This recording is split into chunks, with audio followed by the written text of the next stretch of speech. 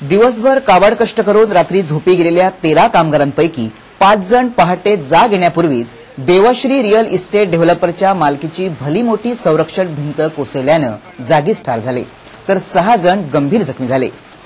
पहाटे 6:45 वाजता या दुर्घटनेची माहिती परवरी पोलिसांना मिळताच घटनास्थळी धाव घेऊन जखमींना म्हापसा येथील आझिलो इस्पितळात दाखल करण्यात आलं, तर मृतांना गोवा वैद्यकीय इस्पितळात हलवण्यात आलं। दिलीप कुमार आणि नागराज जाधव यांची प्रकृती अत्यवस्थ असल्यानं त्यांना तातडीनं आझिलो इस्पितळातून गोवा वैद्यकीय इस्पितळात दाखल करण्यात आल्याचं पोलिसांनी सांगितलं। गेल्या 2 महिन्यात बांधकामाच्या ठिकाणी दुर्घटना होऊन कामगारांचा बळी जाण्याची ही दुसरी घटना आहे। या कठड्याच्या ढिगाऱ्याखाली अडकलेल्यांना अग्निशामक दलाच्या जवानांनी तसंच पोलिसांनी बाहेर काढलं।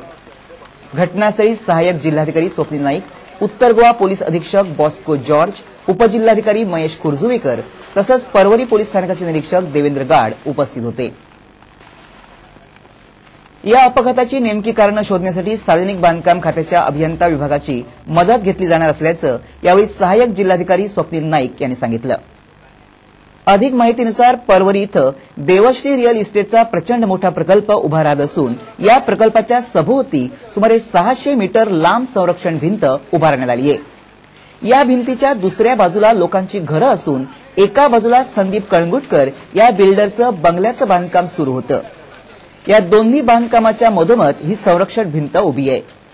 या संरक्षण भिंतीच्या बाजूला संदीप कळंगुटकर यांचे कामगार झोपडी बांधून राहत होते। या झोपड्यांवर भिंत कोसळल्यानं हा अनर्थ घडला। ही संरक्षण भिंत बाजूच्या घरांना धोकादायक असल्यानं काही दिवसांपूर्वी सुकूर पंचायतीच्या काही पंच सदस्यांनी ही भिंत पाडण्यासाठी ठराव संमत केला होता आणि याविषयीची नोटीस काढण्याची सूचनाही पंचायत सचिवांना करण्यात आली होती, परंतु ती नोटीस काढण्यात आली नसल्यानंच एवढी मोठी दुर्घटना घडल्याचा आरोप पंच सदस्य कीर्ती अस्नोडकर यांनी केलाय। 2 महीने बाद 2 पंच मेंबर्स ने उसका कंप्लेन लिखा था और मैंने सेक्रेटरी को बताया था कि एक नोटिस निकालने को, लेकिन अभी तक उसने कुछ ये नहीं किया। उस पर वो प्रोसेस चालू है नोटिस का। या घटनेनंतर पंचायत सदस्यांनी खास बैठक घेऊन अन्य घरांना लागूनच असलेला 200 मीटरचा धोकादायक कठडा त्वरित पाडण्याचा ठराव संमत केला। त्याचप्रमाणे जोपर्यंत हा कठडा पाडला जात नाही तोपर्यंत प्रकल्पाचं कसल्याही प्रकारचं बांधकाम हाती घेतलं जाऊ नये असाही ठराव संमत करण्यात आल्याचं सांगण्यात आलं। त्यामुळे दुपारपासून हा कठडा पाडण्याचं काम हाती घेण्यात आलं होतं। यापूर्वी पंच सदस्य नारायण सातार्डेकर आणि किशोर अस्नोडकर यांनी क्षमतेपेक्षा उंच उभारलेल्या या कठड्याला आपला विरोध दर्शवला होता, अशी माहिती श्री अस्नोडकर यांनी दिली। या दुर्घटनेत जाधव कुटुंबातील आई आणि मुलीला मृत्यू आला, तर वडील आणि मुलगा गंभीर जखमी झाले।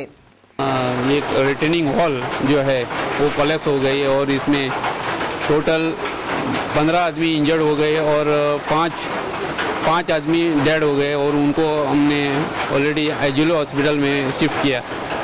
तो क्या हो रहा था यहाँ पे, मतलब कुछ गंगा का निर्माण हो रहा था?